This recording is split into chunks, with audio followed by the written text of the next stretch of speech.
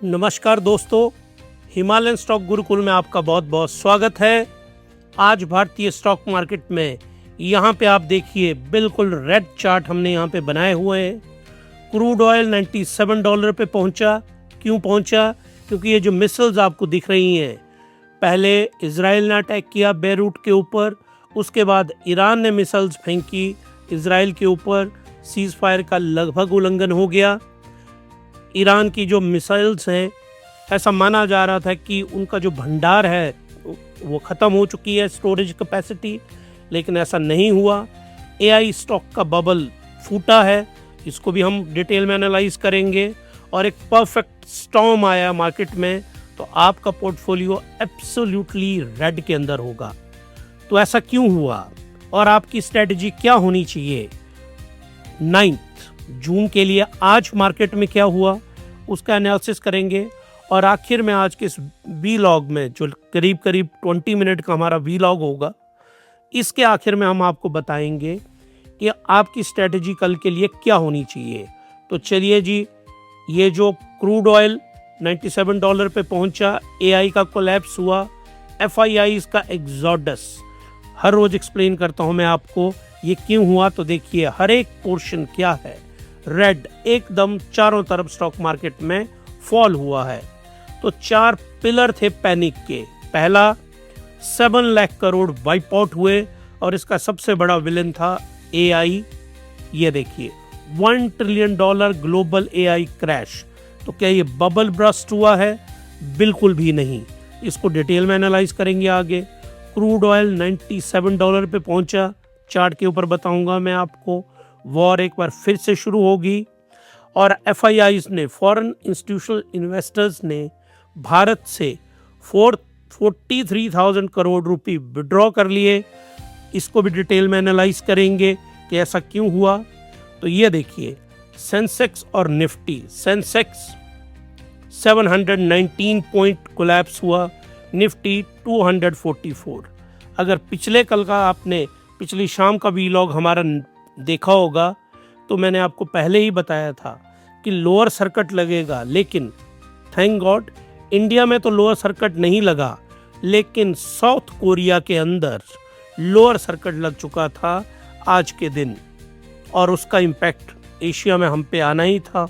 वो आया, 7 लाख करोड़ रुपए वाइप आउट हो गए। अब मैं आपको चार्ट पे लेकर चलता हूँ निफ्टी 50 के। तो ये देखिए फिबोनाची लेवल का ये जो लेवल था, ये आज ब्रेक हो गया। अब निफ्टी अगले 2 दिन 9th और 10th ये डिटरमिन करेंगे कि क्या इसने 22,000 के लेवल पे पहुंचना है कि नहीं। तो ये यहाँ से आज फॉल कर गया है। फिबोनाची का इसने 0.23 का जो लेवल है वो ब्रेक कर दिया आज। और ये देखिए आप रिलेटिव स्ट्रेंथ इंडेक्स, ये भी नीचे की तरफ को जा रहा है। तो फ्री फॉल के अंदर है। आप अपने कैपिटल को बचाइए, खुद को बचाइए।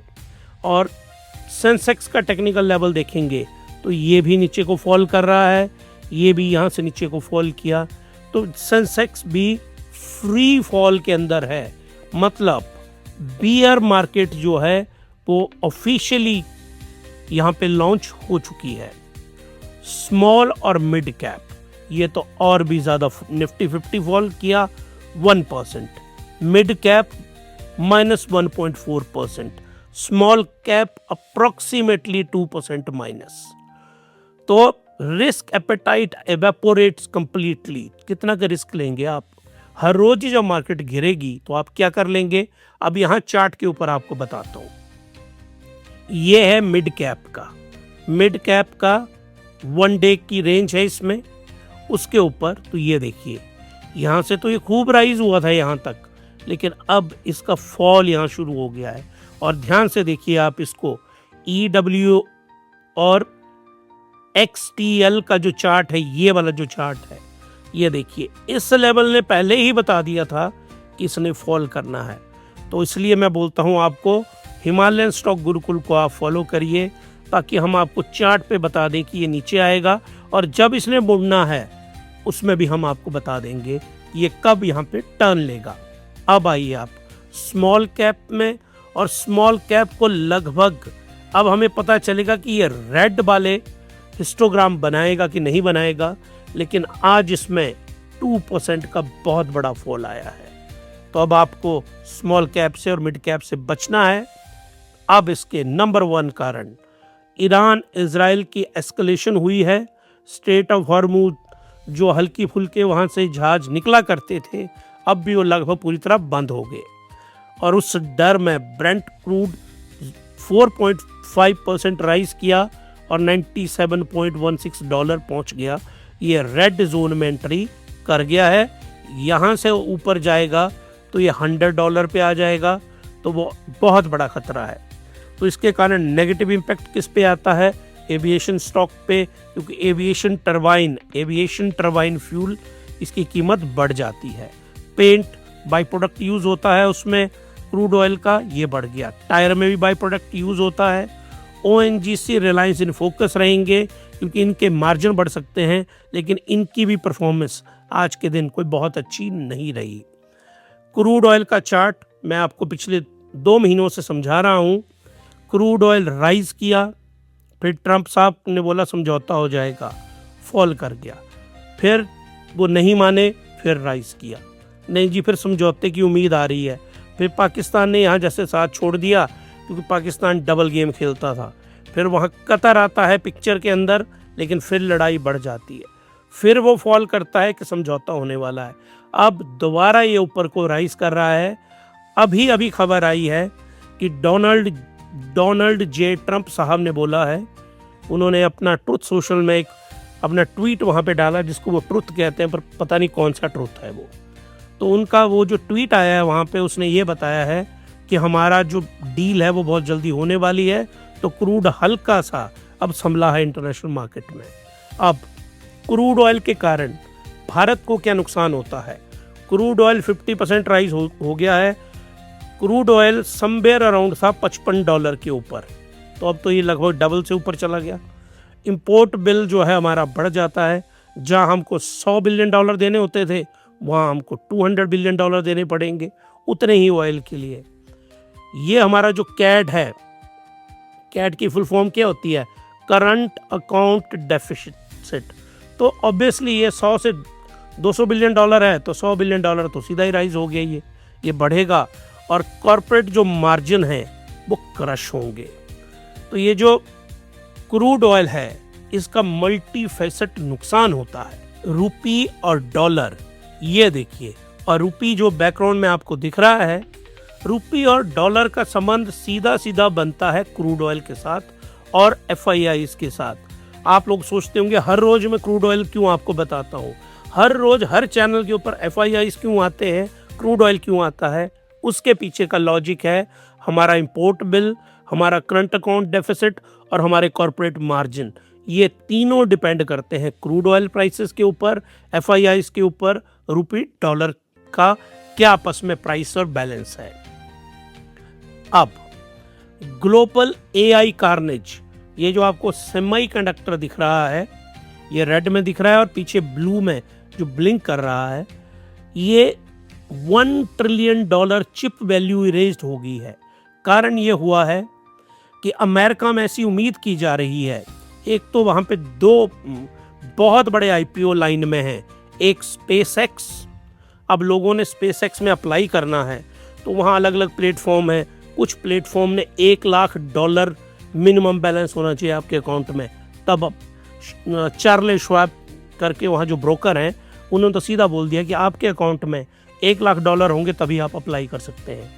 तो अब लोग क्या कर रहे हैं कि AI के स्टॉक कम से कम 4 गुना बढ़ गए। यहाँ मैं आपको बताना चाहता हूँ, हमारा हिमालयन ग्लोबल इन्वेस्टमेंट जो हम करते हैं, उस ग्लोबल इन्वेस्टमेंट का जो हमारा चैनल है, उसके ज़रिए हम स्टॉक बाई और सेल करते हैं US में। तो हमने NVIDIA खरीदा था $25 के ऊपर, फिर हम इसको और खरीदते गए तो हमारी एवरेज निकल के आई है $50, तो $200 के ऊपर वो पहुंच के 4 गुना। हमने एक और स्टॉक वहां पे खरीदा था, पैलेंटायर हमने खरीदा है $15 की एवरेज में, और आज उसकी वैल्यू कितनी है? वो आज तो $130 है वो, लेकिन वो करीब $180 पहुंच गया था। तो करीब इसने 10 गुना का प्रॉफिट दे दिया था और इसने 4 गुना का प्रॉफिट। क्योंकि आईपीओ में हम इन्वेस्टमेंट नहीं कर रहे हैं स्पेसएक्स में, लेकिन अगर आप करना चाहते हैं तो ज़रूर करिए। तो 4 गुना 10 गुना इतना ज़्यादा पैसा वहाँ पे बढ़ चुका है अमेरिकन में। तो लोग वहाँ से विड्रॉ कर रहे हैं, स्पेसएक्स में डाल रहे हैं।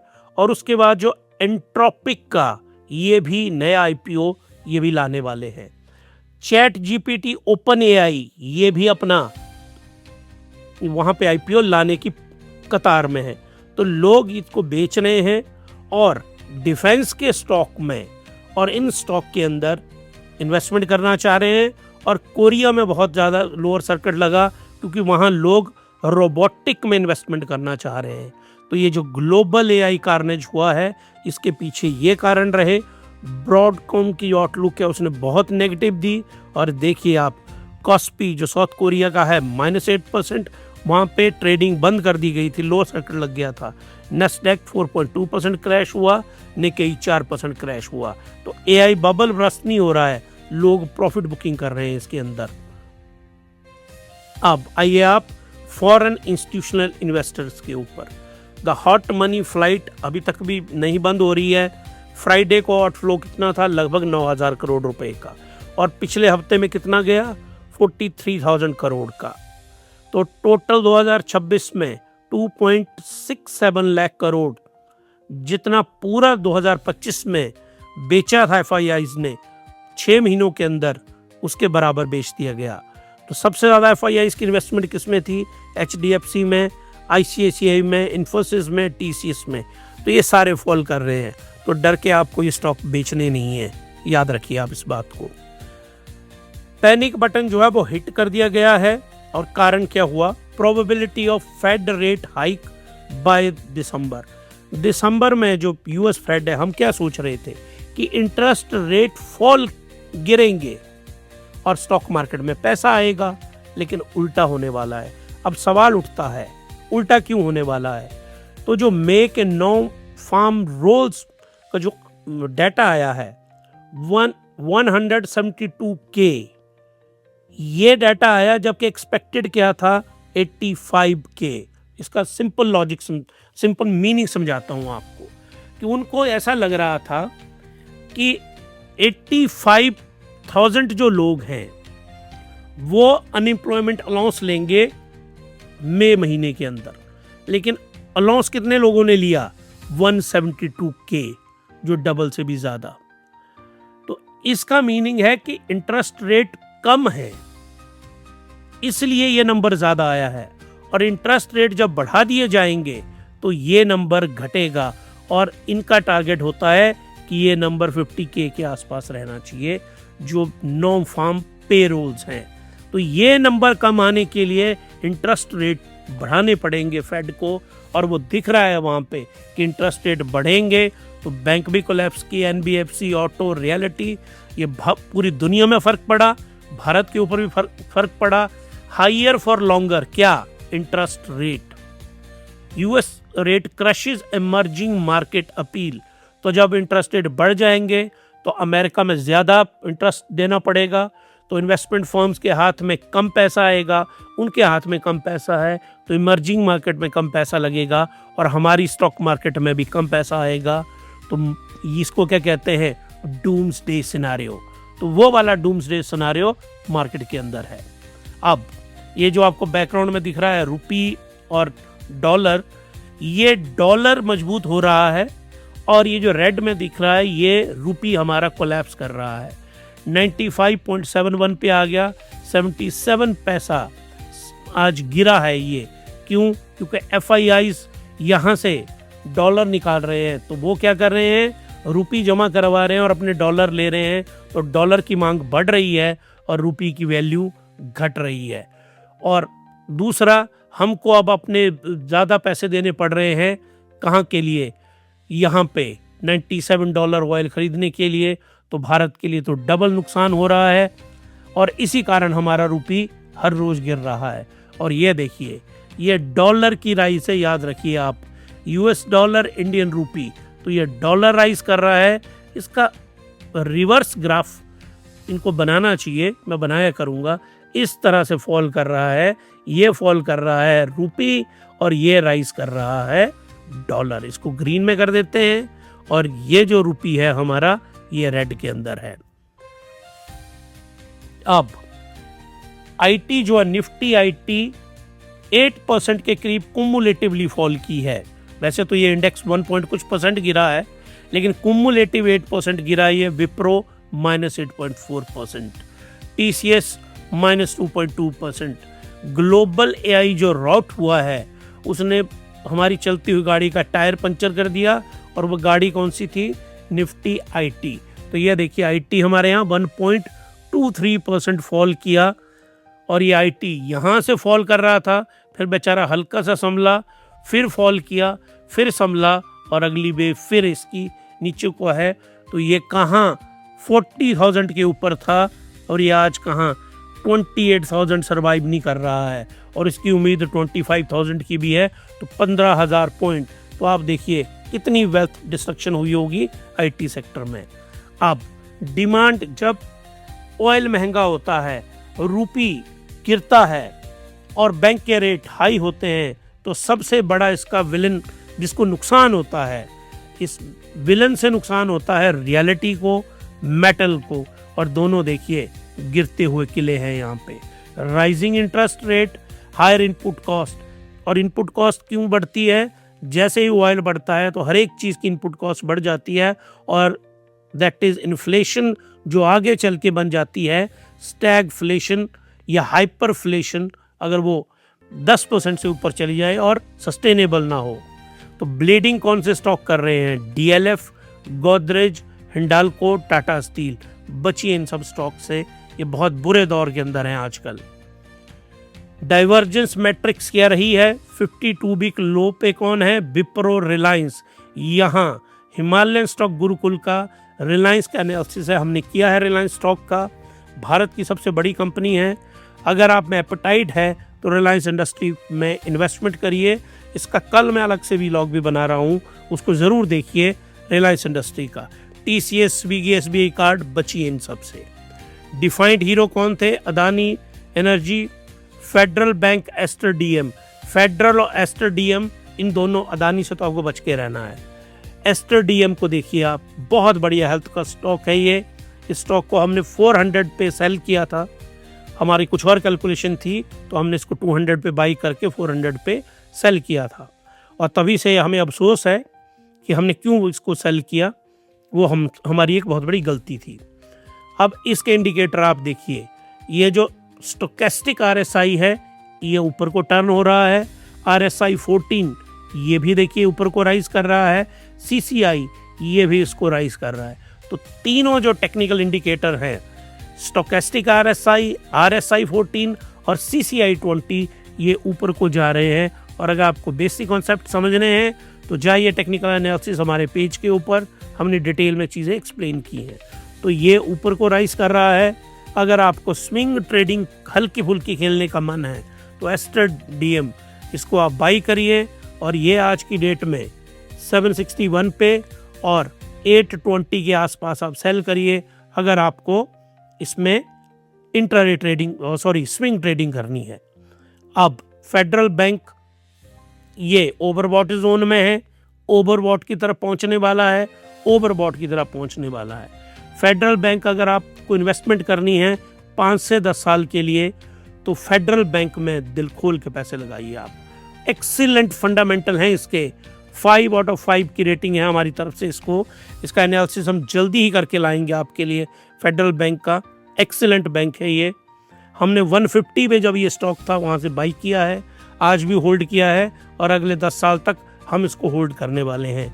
यह है never cell kind of stock, और बहुत बढ़िया स्टॉक है। बेसिक तरीका होता है इसको बाई करने का, ये देखिए जो मैं बना रहा हूँ यहाँ पे आपको बाई करना है। अगली बार अगर अभी आप नहीं खरीदना चाहते कोई बात नहीं, फेडरल बैंक उन एक्सेलेंट स्टॉक्स में से है। अगर तो आप 5 साल के लिए खरीद रहे हैं, 10 साल के लिए, अभी डालिए जितना भी आपका मन है, कोई फ़र्क नहीं पड़ता। लेकिन बेस्ट टाइम होता है जब ये स्टॉक नीचे होते हैं, तो थोड़े आपको सस्ते मिल जाते हैं। तो बहुत अच्छा बिहेवियर है फेडरल बैंक का।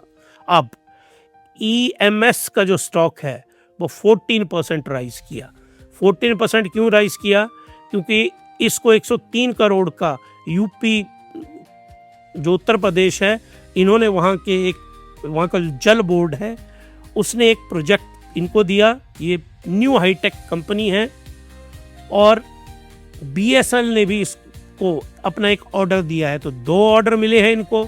स्ट्रॉन्ग ऑर्डर बुक होने की बदौलत ईएमएस का जो स्टॉक है वो राइज किए। ये देखिए आज के इकलौते दिन में 14% यहाँ से ये राइज कर रहा है। इस वीक अब हम इसको ट्रैक करेंगे, क्या ये ऊपर को जा रहा है या सिर्फ एक दिन की ही, और इसका फंडामेंटल एनालिसिस हम जरूर लेके आएंगे आपके लिए ईएमएस स्टॉक का। तो आज ये आउटलायर था पूरी मार्केट के अंदर। अब आते हैं आरबीआई के ऊपर। आरबीआई ने जो अपनी न्यू पॉलिसी बनाई है, तो गोल्डमैन सैक को ऐसा लगता है, गोल्डमैन सैक बहुत बड़ी इन्वेस्टमेंट फर्म है और बहुत अच्छी रिपोर्ट्स आती हैं उनकी। गोल्डमैन सैक बोलता है कि $40 बिलियन की एक लाइफलाइन मिलने वाली है आरबीआई को, कि इतने डॉलर भारत में इंजेक्ट होंगे। जो उन्होंने छूट दिया वहाँ पे long term capital gain tax जो है एनआरआईज के लिए कम किया है, एफआईआईज के लिए कम किया है। इस पे अलग से अगर टाइम मिलेगा तो ज़रूर बनाएंगे आपके लिए। तो इसके कारण ये पैसा आएगा, अभी तो नहीं आ रहा है। आज का डाटा हम देखेंगे और आज का डाटा भी नेगेटिव ही आएगा एफआईआईज का।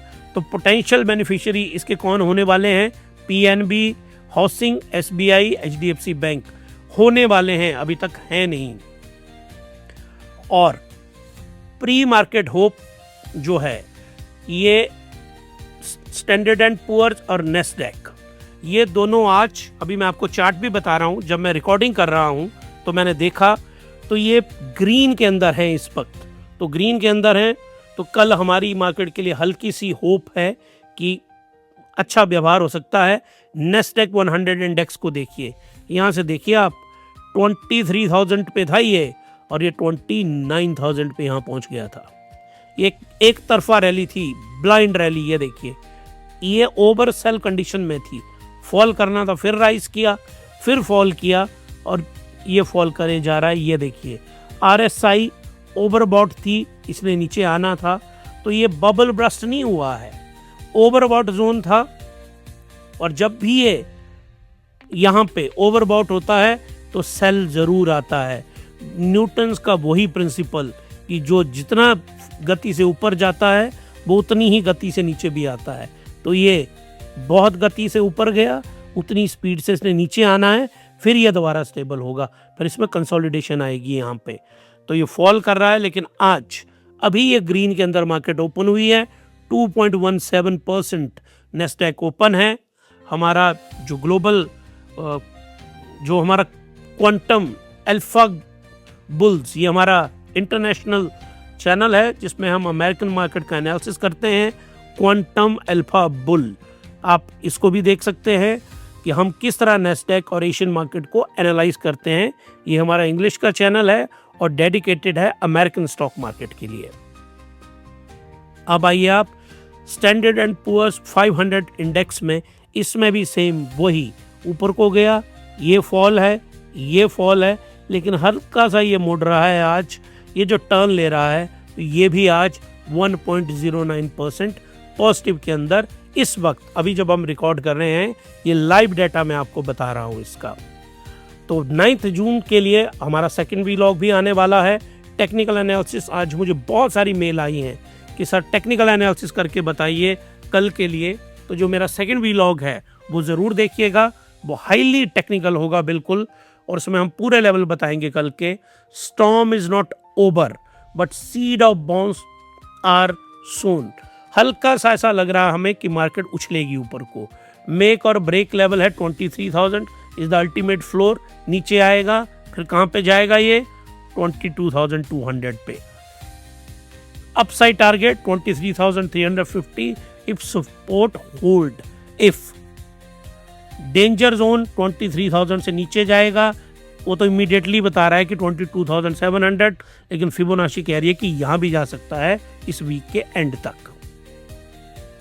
अब आपकी ये है आज कंक्लूजन पे, इस बी लॉ के कंक्लूजन पे आपकी स्ट्रेटजी कैसी होनी चाहिए कल के लिए।